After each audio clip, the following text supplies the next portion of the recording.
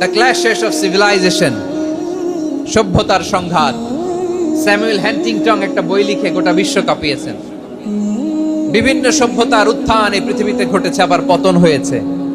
এই পৃথিবীতে এসেছে আর্য সভ্যতা, বৈদিক সভ্যতা, মেসোপটেমীয় সভ্যতা, মহেঞ্জোদারো সভ্যতা, সিন্ধু সভ্যতা, অনেক সভ্যতা।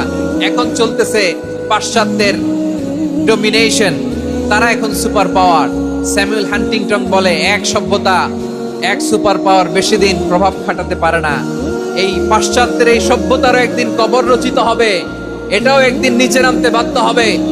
এরপরে এমন এক সভ্যতা দাঁড়াবে যে সভ্যতার পতাকার মধ্যে থাকবে লেখা লা ইলাহা ইল্লাল্লাহ।